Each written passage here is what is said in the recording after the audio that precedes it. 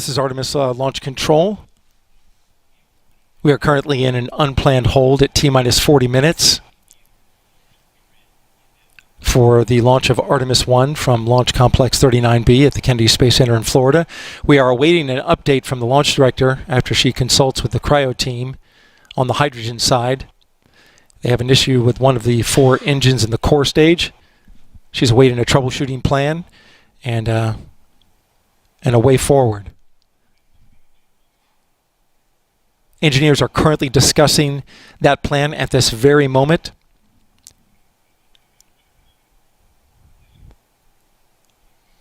The engineers telling the launch director they hope to have a discussion with her shortly, in the next 10 minutes possibly. We're standing by for that. Artemis Launch Control.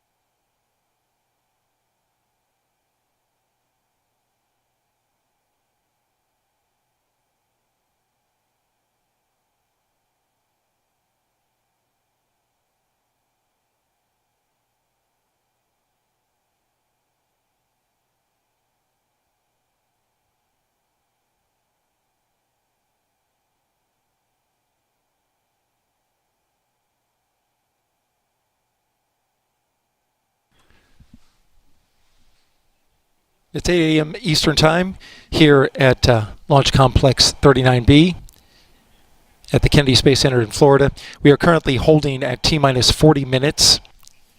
It's an unplanned hold while the launch team works on an issue with engine number 3 in the core stage. We're standing by for a go-forward plan from the cryo team. They're still discussing that. Launch director is on standby.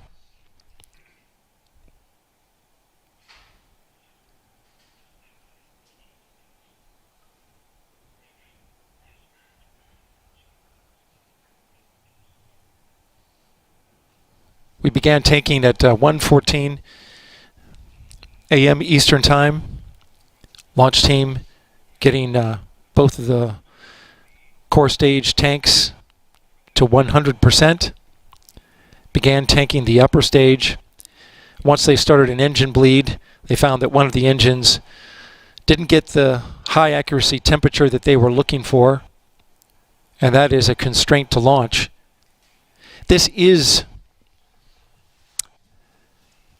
something they wanted to test during wet dress 4, but were unable to because they had a leak develop in the quick disconnect line that carries the engine bleed off of the engines and out to a flare stack.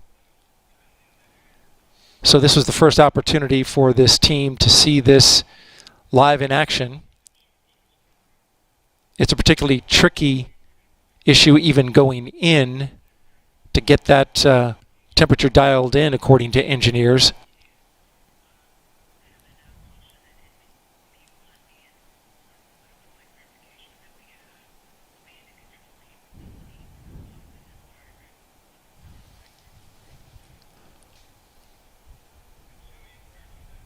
And so we are standing by.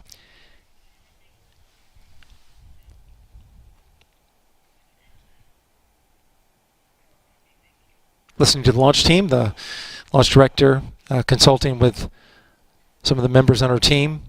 Still waiting for big problem. And so the refueling, the fueling process took, this morning they started doing that early on and they noticed these issues. So right now we're in a hold. I do not think we're going to launch at 8:33 based on what's happening right now, and depending on how bad this problem is and if they can't get it fixed or rectified fairly quickly, we're likely going to see a scrub today. The other issue is the weather. Obviously, the later we get into the morning hours, we start dealing with the sea breeze coming in off the coast. So the more that we see the heating of the day develop, if we see this delay go into, let's say, 9:30, 10 o'clock, we start getting the sea breeze. And if you've been to Florida for vacation, right around the middle of the day, we start to see the sea breeze come in and those afternoon storms start to bubble up. And that would definitely be a weather issue for sure. So that's kind of where we are right now. But if you're tuning in, we're still going to talk about Artemis here and get ready for the launch and just hope that it goes off maybe a little bit later.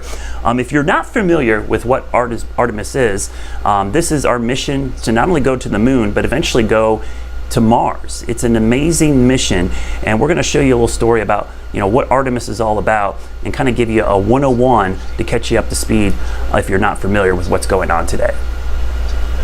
Artemis is the Greek goddess of the moon and twin sister to Apollo.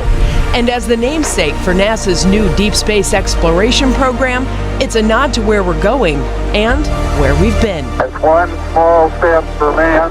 And to all of us that gaze up at the moon, dreaming of the day humankind returns to the lunar surface, folks, we're here. We are going back. And that journey, our journey, begins with Artemis 1. Artemis 1, the first flight bringing together the most powerful rocket in the world with a new human space capsule and all the upgraded infrastructure back here on Earth to make it a success. NASA built this mission on a solid foundation of know-how, creating more power, more technology, and more capability to propel us farther from Earth than ever before. There are 4 objectives with this uncrewed first flight. Priority 1 is making sure the Orion space capsule returns safely, and it's no small feat. Orion will be coming in faster and hotter than any human-capable spacecraft before, reaching speeds of up to 25,000 miles per hour and temperatures of up to 5,000 degrees. Engineers will closely follow how Orion's heat shield performs. Its re-entry conditions are so extreme, no facility on Earth can recreate them. This will truly be a one-of-a-kind test. Next, retrieving the Orion capsule after splashdown. Nothing will give engineers better information for how Orion performed than the capsule itself. They will also retrieve the parachutes that slowed its descent through the atmosphere. Third, testing out all that new gear. From the launch pad to the rocket system's precision time separation, the capsule's navigation, and of course the return to Earth, every facet of hardware and software debuted in this new era of space exploration will be scrutinized. And of course, there's a lot of science packed in, even if people are not. And the experiments on board, from deploying mini satellites to how intense radiation will affect electronics and future astronauts, there's more than just rocket science happening here. On its 43-day journey, Artemis 1 will cover 1.3 million miles, equivalent to more than 50 trips around the world. And this is just the critical first step of several, with eyes set on a lunar outpost and beyond in the next decade. But our eyes are focused, not the immediate future, but out there. It's a future where NASA will land the first woman and the first person of color on the moon. And on these increasingly complex missions, astronauts will live and work in deep space and will develop the science and technology to send the first humans to Mars. Yeah, every time, we see one of those stories, it just gets you excited for this mission. It's been almost 50 years since the last mission to the moon. That was Apollo 17, and that would have happened in December of 1972. So, we have a whole generation of Americans, several generations, by the way, that just don't understand or weren't around the last time we landed on the moon. The difference with this rocket is we're going to go farther into space than any human has ever gone. The orbit that they're eventually going to take around the moon is going to allow them to go much further out than even any of the Apollo missions did. So this is a really amazing piece of technology. The other thing I'm looking forward to, and as we kind of follow along, we're kind of monitoring the situation as well on what's happening with this delay, is the fact that we have so much better technology now. I mean, to think about what happened during Apollo era, you basically had a computer that was maybe a tenth of the power of your cell phone operating that whole mission. And now we have supercomputers, and just the amount of technology that we have at our fingertips for this mission makes it, a really exciting mission. This rocket itself, I wish I was there, because this is going to be a spectacular launch. For those that remember the space shuttle era, those solid rocket boosters, which are the two large rockets that are strapped on the side of the main fuselage, that's solid rocket fuel. If you were a kid and you had model rockets like I did, it's essentially the same kind of material. It's packed hard into there, and they burn for exactly 2 minutes and they're done. But they do about 70% of the work. They get most of that spacecraft and rocket off the ground, and then the main engines, which are in the middle attached to that central stage, do the rest of the work. And that's the problem we have this morning. It's not the solid rocket motors or boosters on the side. It's really those engines in the middle. And as I'm monitoring the feeds here, as we kind of watch what's happening on, engineers still trying to troubleshoot what's going on with engine number 3. Haven't heard much about what happened to that crack in the thermal protective system on the flanges of the core stage. That seemed like less of an issue and something they could fix pretty easily, but it does sound like they're still working on it. Now, just to kind of give you kind of the timeline of this, the launch window opens at 8:33. That's the beginning of the window. Now, ideally, you love the launch at 8:33, but the launch window goes all the way to 10:33. So you got a 2-hour window that you can launch. If you cannot launch in that window, it's going to be a scrub either way. And the next launch window will open up on Friday, and then there'll be an additional one next week. So those are the three, at least, windows they have kind of introduced. If there's 3 scrubs, they will probably have another one down the road. But you got to remember, this is a busy spaceport down there at Kennedy Space Center. You've got SpaceX, you've got other rockets going off, so kind of timing this out around all those other launches is part of the issue we have with trying to get this in. And then the timing, the window to get into orbit correctly to get to the moon only happens on certain times. So that's why those are critical, those launch windows. And so the delay right now has to do with the center stage and one of the engines down at the bottom. So when you look at this rocket, you immediately think of 2 things. You think of the Apollo missions because it looks like the Apollo rocket. And you also heard me reference those solid rocket boosters on the side. Those are actually reconditioned space shuttle boosters. So this rocket is going to have a lot of comparisons to the Apollo missions and the space shuttle. And to kind of take a look at the difference between all 3, we're going to do a story here about how this rocket got to the launch pad using some of the technology we learned from the Apollo missions, but also a lot from the space shuttle missions. You may notice that some of the components of this Artemis 1 rocket look familiar. The core stage and solid rocket boosters look like those of the space shuttles, and the Orion capsule sure does look like the Apollo capsules that took astronauts to the moon in the 60s and 70s. NASA has taken tried and true designs, upsized them, and outfitted them with the modern technology to make this Artemis mission a reality. But it's a delicate balance between progress and protection. We're building a little bit at a time. And when humans are involved, innovation happens at a pace that still keeps them safe. So that's a tough balance. After each one of these missions, we have to innovate. We have to learn. That's why we do a test flight. That's why we do an uncrewed test flight before we put crew on there.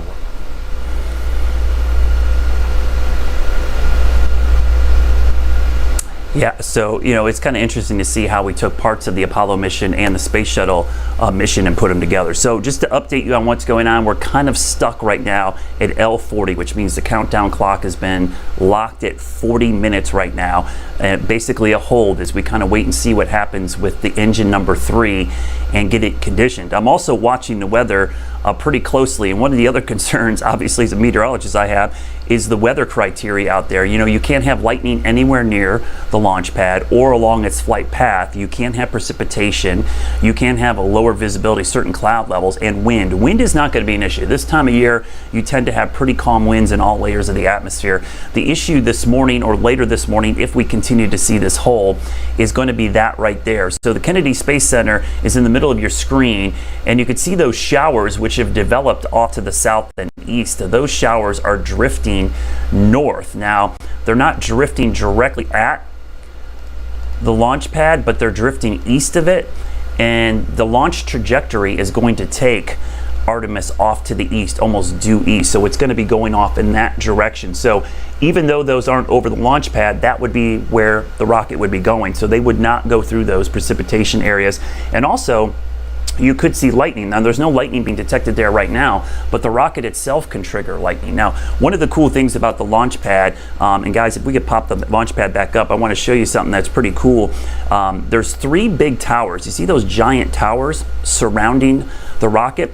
That's actually the lightning protection system. Those are essentially giant lightning rods. And yesterday, as strong storms moved through the area, 2 of those towers took direct hits. I think there were up to 5 strikes that occurred, and they did their job. So those are considered the lightning protection towers, and they're supposed to take the lightning strike. They did their job yesterday. You got to think about where this is. This is obviously in Florida. It's a very storm-friendly environment down there, especially in late August. And they're out on this cape, which sticks out into the ocean. So the tallest objects are all of those buildings, the water tower, the rocket launch pad. But those towers end up being the tallest objects, and they generally take the charge. Now, they will direct that charge down into the ground and away from the rocket because they do not want the launch facility, the pad, or the rocket to be struck directly.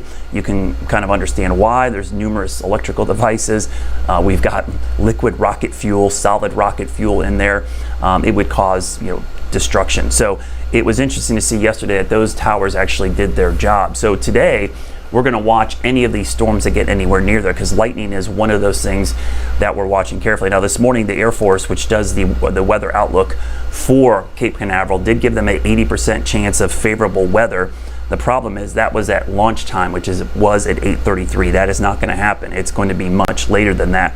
So that the chance of seeing storms increases as we get later into the morning hours. I'm just updating the blog here from Artemis and seeing if they've had any updates. They have not changed since this morning, and what we have right now is an issue with conditioning that engine number 3, the RS-25 engine, which is number 3 at the bottom of the core stage. They cannot get it to properly condition, and launch controllers said the engine is increasing the pressure in that core, but the tanks are bleeding off some of the propellant, and so they can't get it under that proper temperature to start. So that is a big issue, and that was this morning at around 6:23. The fact that this has not been updated is not a good sign, because that means they're not making progress, and the issue has not been resolved.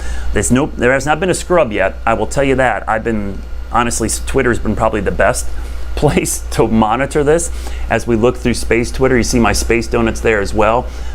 We don't see any reports from anybody on the ground of there being a delay or a scrub right now. So right now, the good news is it's still on a hold. That's where we are now. We'll watch the blog carefully to see if there's any updates here. I don't see them adding any updates currently. So we'll see as this goes, but we're going to still kind of wait this out with you at home as we watch this, and hopefully we can get this launch off today. If it does not go off today, the next window is going to be Friday. Now, Friday's window, I think, starts at 12:45 p.m., which is great. You don't have to get up as early. I won't be drinking as much coffee. The problem is the afternoon thunderstorm activity is more prevalent during the afternoon hours in Florida, so weather could be more of an issue as we get later into the week. We also got a couple of tropical systems out there in the Atlantic which could develop and maybe cause some issues down the road, maybe as soon as this weekend or early next week. So I think weather will become more of an issue if we do not launch today. So the technical issue is our problem now. Weather could become our issue going into the future. So a lot of folks have heard about the Artemis launch. Why aren't there people on this one? Well, obviously this is the test. We want to test every system on there. And while there aren't actual humans on board, there's something else. It's essentially crash test dummies. They have basically what would be pseudo astronauts on board with all kinds of sensors. And one of the interesting sensors that I was talking to Tony Rice last night, he's a NASA ambassador, was about these human dummies that they have on board that kind of test some of the radiation and other forces that the astronauts eventually will experience. Because remember, this mission is going much deeper into space than any of the Apollo missions, and how that's happening is the orbit that they will have around the moon is a much wider orbit, so that will put them at the farthest reaches that man has ever been. And so we don't really know what kind of radiation they will see out there, so that's why this mission is also important. We're testing all the technical parts, but there's going to be a human test done as well with those crash test dummies. So let's take a look at those I hate calling them dummies, but we'll call them test subjects, these astronauts that are on board. They're not human, but they are going to give us a lot of information and a lot of research to help us kind of get prepared for when humans are on board Artemis 2. Although humans have traveled to space for decades, there are still many unknowns, especially when it comes to new equipment and traveling farther than ever before. With safety top of mind, NASA has a very special crew for its first flight of the Artemis program. 3 high-tech mannequins equipped with sensors will monitor conditions future astronauts will encounter. Sitting center is Commander Munikin Campos, whose chair will measure vibration and acceleration forces atop the new space launch system. And Campos will be wearing the new Orion crew survival system suit to be worn by his future human counterparts during those critical moments of launch and return. These custom-sized suits are pressurized, fire retardant, have a built-in waste disposal system, and provide temperature control and radiation protection for up to 6 days if needed. In deep space, astronauts will face radiation amounts unlike anything we deal with here on Earth. That's where Campos' companions, Helga and Zohar, come in. Known as Phantoms, each is packed with more than 5,600 sensors and radiation detectors. Scientists will be looking for more information on radiation loads on skin, muscles, bones, and internal organs, which is why Helga will wear a new protective vest. Once these Phantoms return, scientists can compare radiation exposure between the two and improve protection for future space missions. I like the mannequin. That's better than dummy. That sounds a lot better. But it is really cool. I mean, you know, the Apollo mission, we didn't really have the capability to test some of this stuff. So the fact that we could do this with Artemis and basically run this whole mission, I think that's the one thing. The launch is just the beginning of this mission today. This is a 42-day mission. So the launch is going to be spectacular. We're going to see a lot of that. But over the next 42 days, you know, this mission is going to continue. It's going to go do an orbits around the moon several times. It's going to deploy some small satellites and then do a splashdown. So it's basically a dress rehearsal for what would be the manned mission out to the moon. So this is going to be a huge undertaking over a 42-day period. Now we're still at a hold. We're at L40, which means the countdown has been held at 40 minutes. So we're not launching at 8:33 for sure. The launch window does go all the way till 10:33. So conceivably we can hold this all the way until we get to that 10:33 time frame. But if we're at 40 minutes before that and we're still at L40, that would definitely be a scrub, because they're not going to take time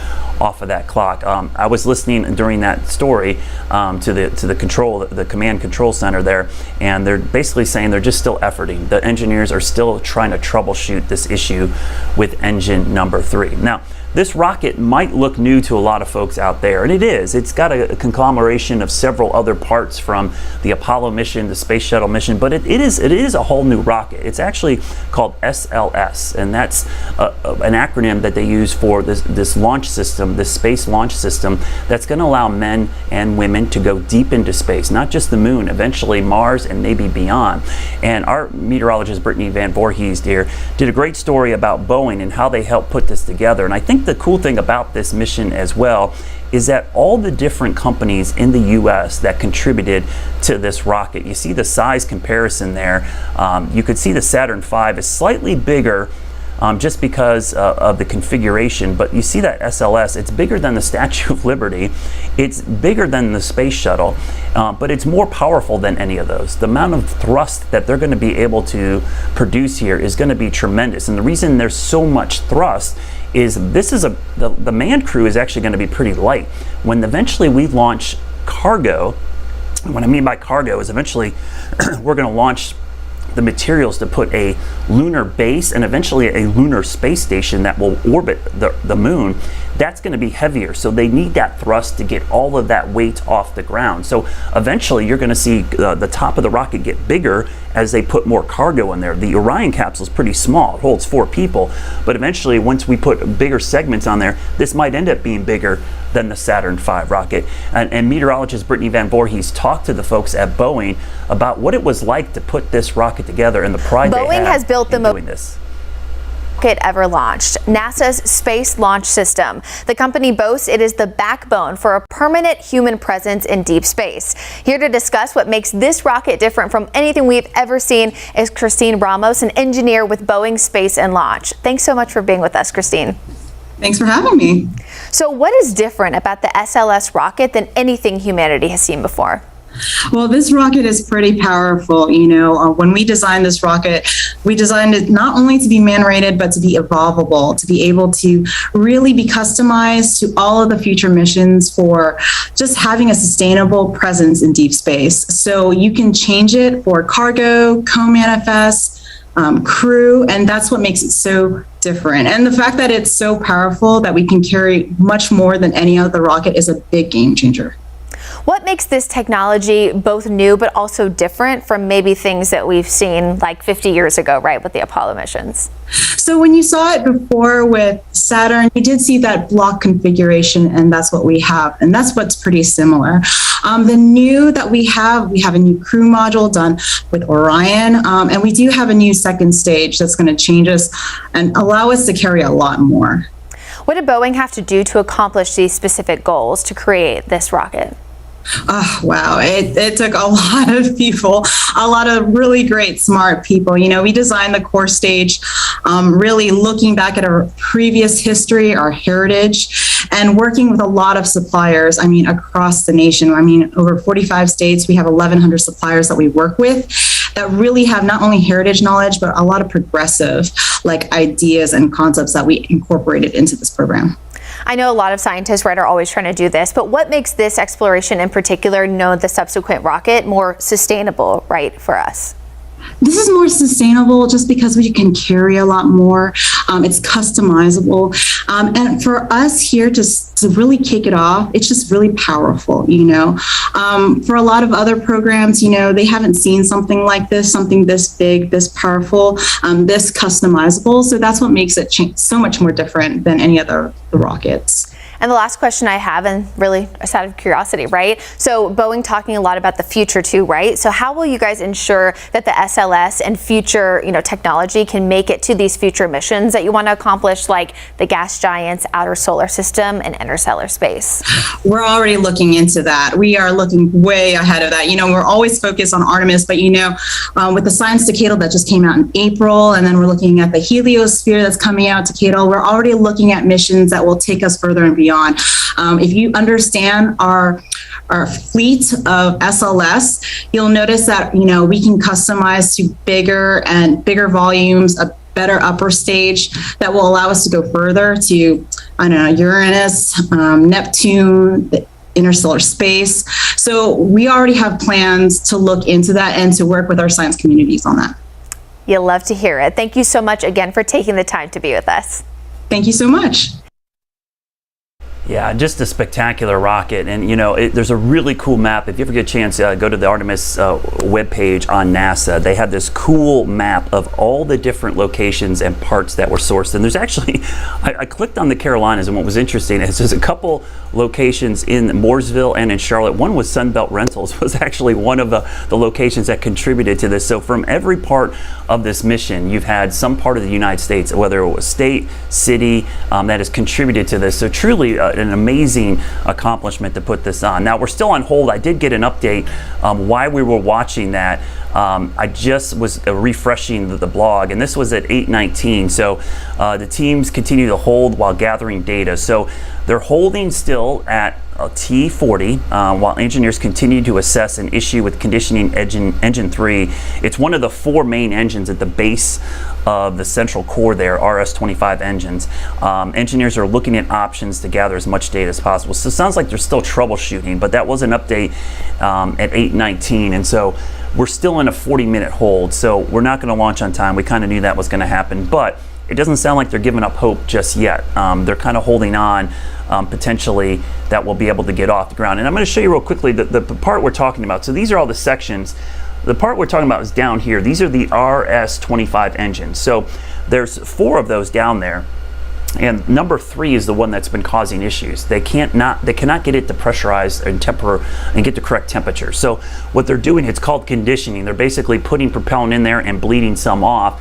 And in that process in engine 3, the temperature is not in a stable location for launch. They can't get it to a temperature that's favorable for launch. So that's problematic because the boosters do 70% of the work, but a lot of the workload after that, the 30%, are going to be done by these engines and the rest of the stages. Now, these do the main work to get it off the ground, but these will be going on as well. So that's why it's going to be spectacular. You've got these giant solid boosters, and then you've got these 4 main engines that are all going to be going off at the same time.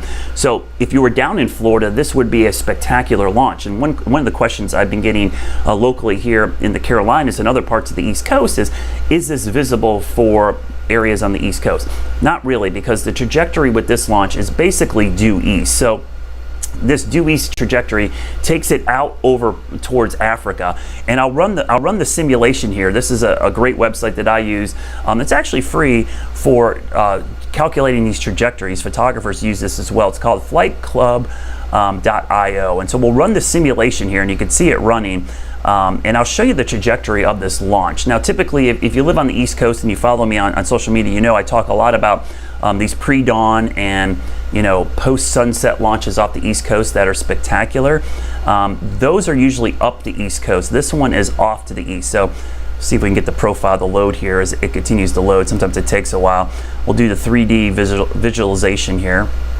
And so we'll kind of show you the map. So you can see the trajectory is basically that red area off the East Coast. So the trajectory is going to be basically towards Africa, not up the East Coast towards Newfoundland or up towards Greenland, which is typically more visible for folks in the eastern US. So this trajectory, while not visible for most of the East Coast, if you're in Florida, it's going to be absolutely spectacular because of all of those engines. The plume will be amazing. If you've ever witnessed a space shuttle launch, I think it's going to be very similar to that, but maybe about 20% brighter and more dynamic because of all these engines.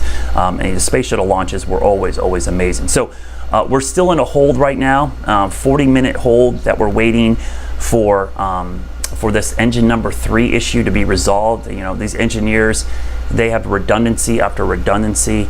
They are probably scrambling around like crazy, figuring out, they're probably making calls to colleagues in other parts of the world.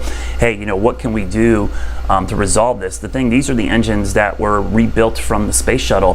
So most of the engineers that probably worked on these are based in the United States. So there's probably a lot of scrambling going on to like, how do we figure this out and get these going? And this is one of those problems you're probably wondering, you know, well, how does this just pop up the day of the launch? Well, these are things you don't really know until you start fueling the engines and fueling this system. So these are the processes that happen right before launch, and when you do that, you kind of notice these issues. And so that's the problem right now, is we kind of wait and see what's happening. So, you know, the mission control for this, you know, is in Houston. You've probably heard, you know, Houston, we have a problem. Well, it's interesting when you see these launches from Florida, but mission control is actually all the way over in Texas in Houston. And our station KHOU there did a story about how mission control works and has run out of Houston for these missions flying out of Florida.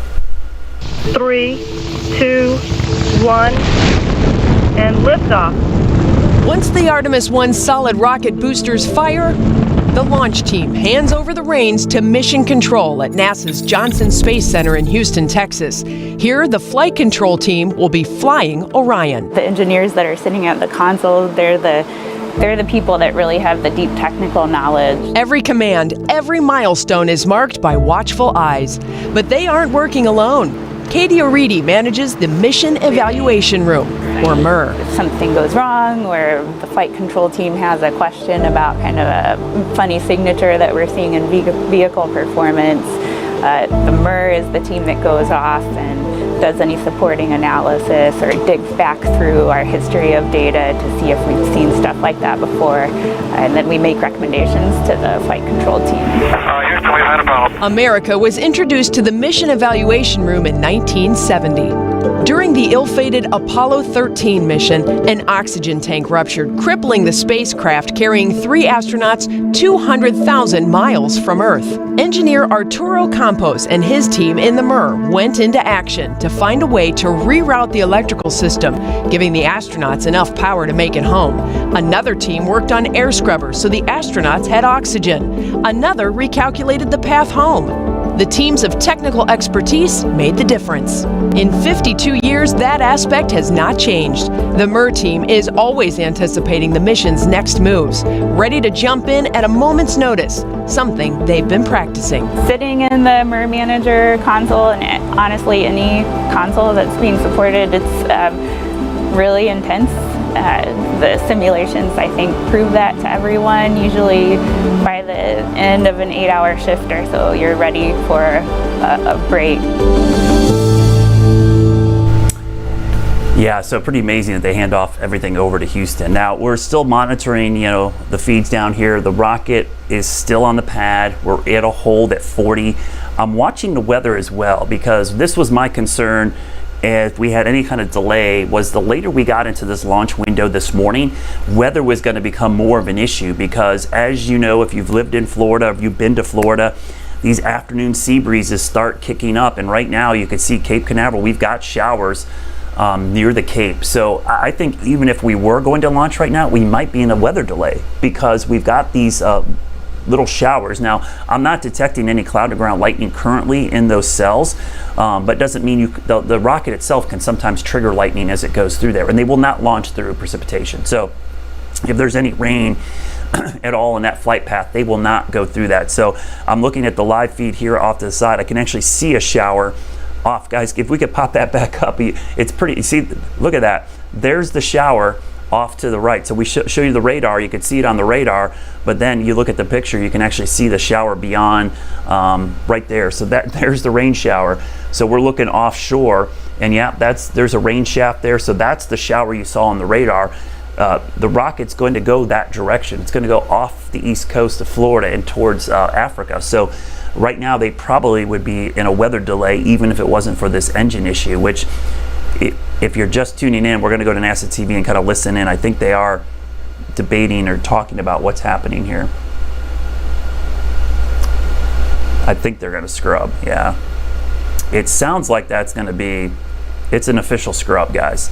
So, as I was suspected. This is Artemis Launch Control. Here we go. With an update. Launch Director Charlie Blackwell-Thompson has called a scrub for today. Again, Launch Director Charlie Blackwell-Thompson has called a scrub of the attempt of launch of Artemis 1 and the Space Launch System with the Orion spacecraft. The issue that came up was an engine bleed that couldn't be remedied. So as you just heard, guys, they've scrubbed, and we were hearing rumors about this for a while. I think two things happen here. One, obviously the engine issue, but as we were just discussing the weather, I think once you throw the weather in there, I think the launch command was like, hey, we haven't figured out the engine thing, and even if we did,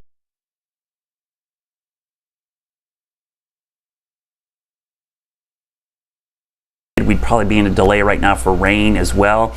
So we're basically already 3 minutes into the launch window. That likely would have put us outside the window. So I think it's probably a good idea that they scrub today, because they can really work and get cracking on this engine issue and figure out what's going on. Hopefully they can get it taken care of. Now, where we're going now is that this is going to be scrubbed. The next window is going to open up on Friday at 12:48 p.m.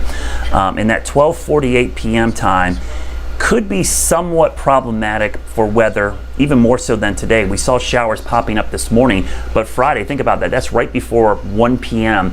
and you know how heating of the day goes. There's more storms that time of year. So last night I was able to talk with Tony Rice. He's a NASA ambassador, and we talked about what happens if we see a scrub. What's going to happen with this mission on Friday. If this is the problem, then the Friday launch could be just as problematic for weather issues, even if they get that engine issue kind of figured out. So Tony was talking about some of the things that will happen now with this second launch window coming up on Friday.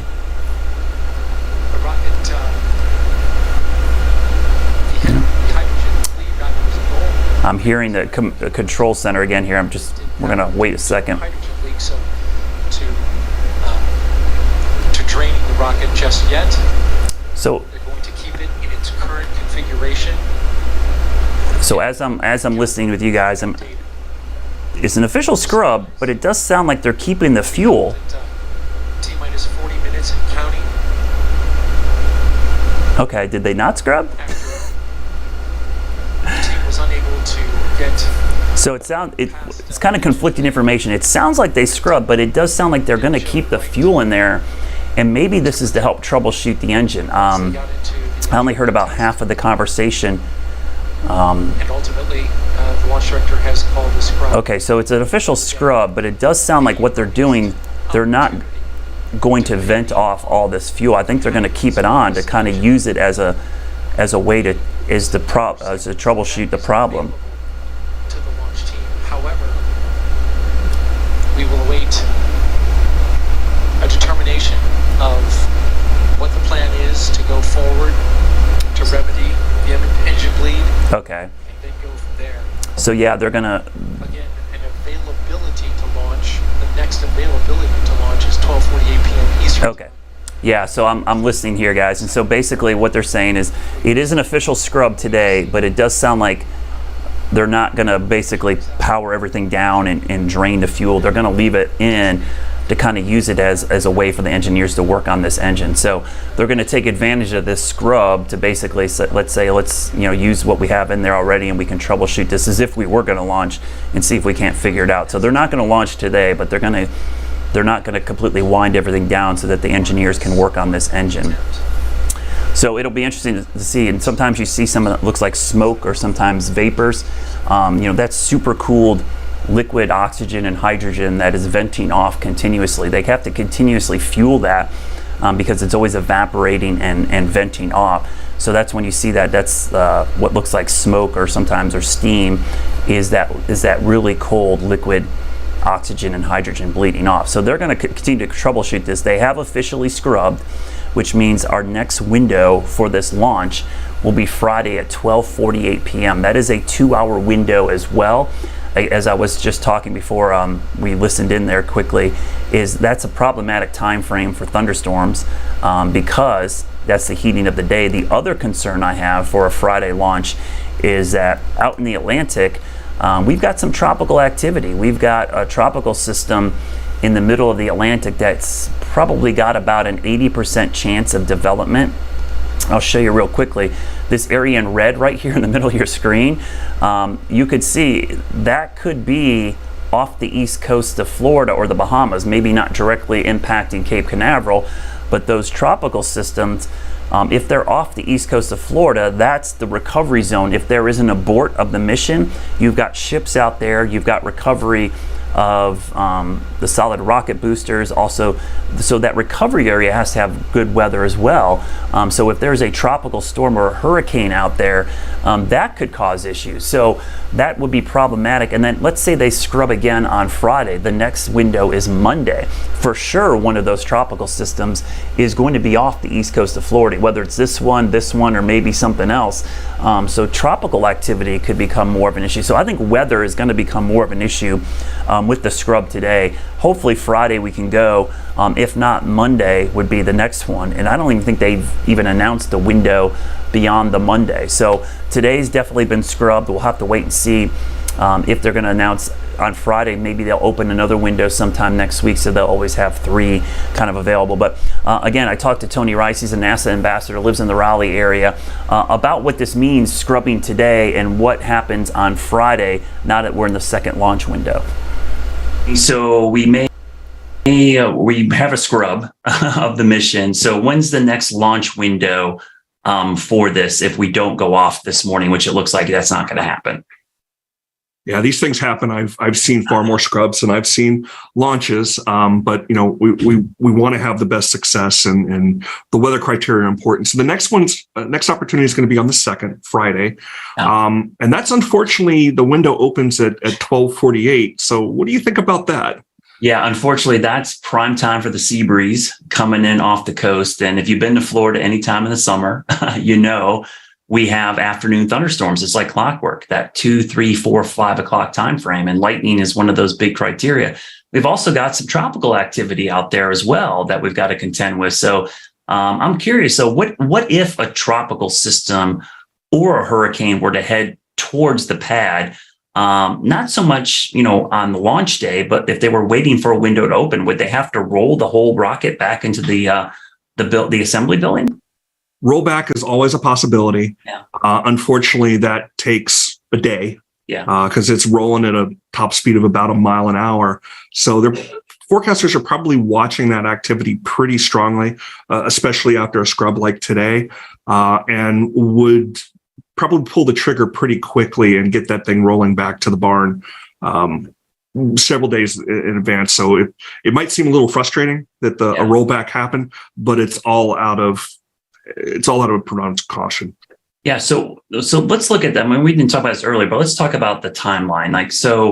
This is obviously the huge test, right? We got to test this. Pending all this being a successful test launch, right, for Artemis 1. So what is the next step after this test mission for Artemis? So immediately after recovery, immediately after the crews are recovering that capsule as it splashes down off the coast of San Diego, they're going to be gathering all that data. They're going to be gathering all the information that was pulled together during this mission. It is a test. Ultimately, this is a full-out test of the Artemis program in preparation for making whatever improvements need to be made to put people on board. And that's the next step, is the Artemis 2 mission, which will include a crew. And it'll look very much like this Artemis 1 mission does. And we could actually see a North Carolinian on that Artemis 2 mission. She's been selected, Christina Cook, a graduate of NC State. She also went to the North Carolina School of Science and Math. And she was among those that were selected several months ago to be a part of this. She could also be one of the first to step back on the moon. She could be the first woman to step on the moon. Yeah, and I think that's amazing. I mean, those people that end up being the first ones, and they're going to be famous, right? I mean, especially in the age of social media. Can you imagine if we had social media back during the Apollo missions? I mean, as famous as those astronauts are, what is this going to mean for those astronauts that are able to go and actually go on the moon with Artemis 2? Well, every astronaut I've ever talked to, and I've asked some of these kind of questions of, they say it changes you. I mean, simply going into space, it changes you, and they call it the overview effect. And it sounds simple, but it's really, really impactful to them. Simply looking down on the Earth and seeing it without borders, seeing the weather patterns moving around, it makes you look at things a little bit differently, and they all turn into environmentalists afterwards. Yeah, you all of a sudden realize how insignificant you really are when you get that view.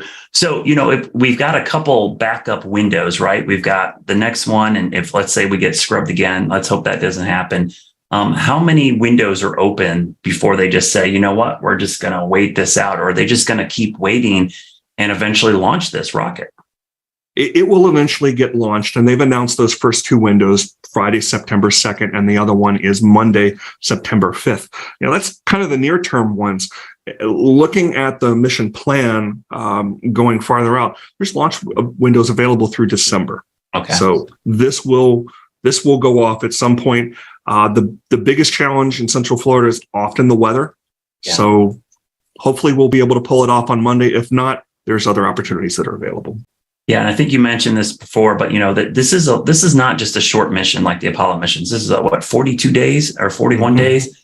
So we're going to be able to, once it launches, I think that's just the beginning of the fun, right? Every day we're going to get some kind of cool update as the mission goes on. And so once the mission takes off and we're in orbit, let's say around the moon, what are some cool things that you're looking forward to as the mission is progressing before the splashdown? I'm hoping that we see some interesting images come from the mission. I'm really looking forward. The geek in me wants to see that radiation data. What does that look like really far past the moon? Even getting out towards some of those positions where NOAA has space weather satellites that are measuring something. How different is what Artemis is going to measure from some of the things that some of the measurements we're seeing with coronal mass ejections and other space weather that's coming from the sun? That's really going to help inform predictions here on Earth. I'm looking forward to the data, really. Yeah, and I think that'd be cool. So I just thought about this, but this is a question I have because I'll probably get this question from viewers. But so obviously the trajectory for us in the Carolinas, we're probably not going to see it. But if you have a telescope or you've got a great camera, would you be able to see the capsule at all in orbit around the moon? How hard would that be able to see once this mission is underway? It's a good question. And it's one that is actually really similar to the question about, can we see the hardware that was left on the moon by the Apollo mission? And the answer is no. Unfortunately, it's just too small. The Orion capsule is 5-10 meters tall, which even the Hubble is going to need closer. If we were able to point the Hubble Space Telescope at the moon and look for Orion, it's going to only be able to resolve something about 100 meters. Yeah. So here on, even if you've got those nice, big, long, expensive camera lenses, you're not going to be able to make it out, unfortunately. It just seems like you got that moon, and I think the moon's so vivid in our night sky. I don't think we realize how far away it still actually is, And this mission will be. There's been so many great pictures. Oh yeah, I mean, this mission I think will be a great kind of a lesson on like how long it takes to get there and like the process of getting that. That's the one object we all see in the night sky, but this mission is really going to hit home how hard it is to actually get up there. So Tony, great to talk to you again. Hopefully once we get this rocket off the ground, we can do this again. And I'm looking forward to the follow-up missions, because this is going to be just an amazing thing to follow over the next years and decades. And like I tell my kids, I mean, they're really looking forward to maybe eventually being on Mars. That's the next step, isn't it? But we got to figure it all out with Artemis first. Thanks, Tony. Thanks for doing this. All right, so we scrubbed today. That's the bad news. We still have issues with the engine number 3. The engineers are still working on trying to resolve what's going on there, because obviously if we can't figure this out today, we're not going to launch on Friday. So the next launch window opens up on Friday, September 2nd at 12:48 p.m. It's a 2-hour window. That would be a 39-day mission, splashing back down on October 11th. Then let's say we scrub on Friday. The next window opens up on Monday, September 5th, launching at 5:12 p.m. And that would be a 42-day mission, similar to today's launch. So you notice how the launch windows will affect how long the mission goes, because you have to have the perfect launch window to get out, and then the splashdown window has to be there as well. So what's interesting is if we do launch on Friday after today's scrub, the mission will actually be 3 days shorter than if it would have launched today. So kind of interesting to see that this could be a shorter mission because of what happened today. Now again, weather could be a huge issue on Friday as well as Monday, because as you just heard, both of those time frames are in the afternoon or evening, which means thunderstorms are much more likely in Florida.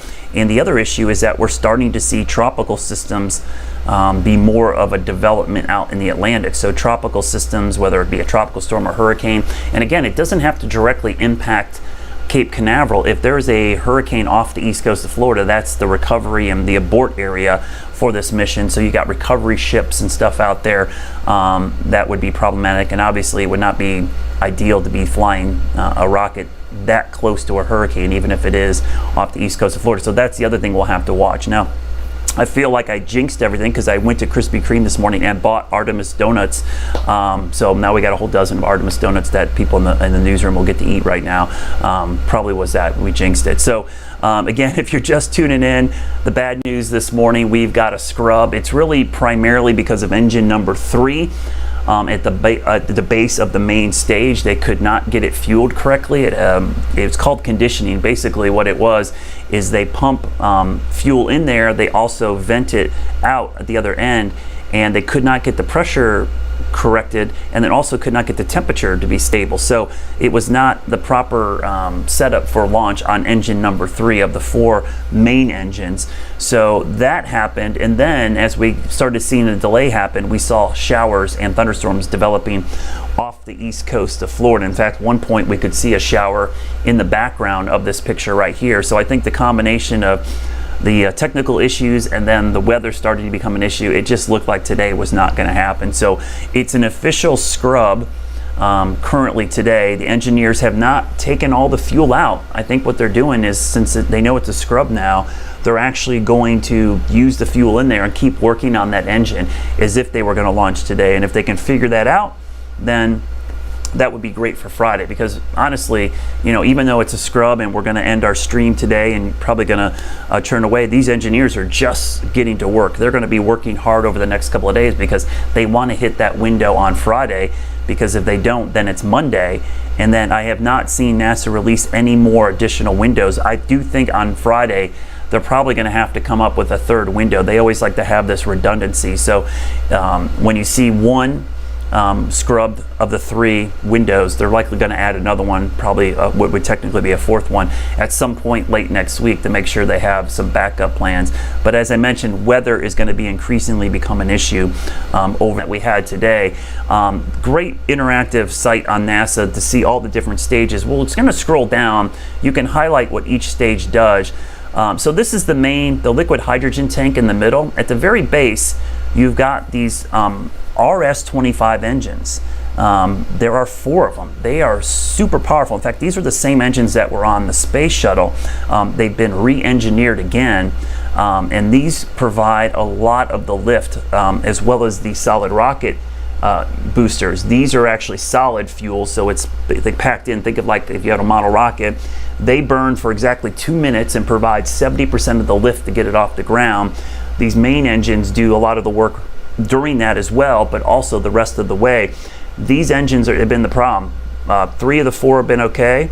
It was engine number 3 that they had issues with. They could not get it to condition correctly, and that put them on a hold for the 40 minutes, and then they kept holding and delaying, and then weather became an issue. And just a short time ago, if you weren't watching, the flight director said it's an official scrub. They just did not feel like they were going to be able to get the problem resolved, and then weather was becoming an issue, which was going to add to a delay. And again, the window was going to close at 10:33. They got to launch in that window. If not, it's a no-go. So these launch windows are pretty specific. And when it starts at 8:33, they try to launch right at the beginning of the window.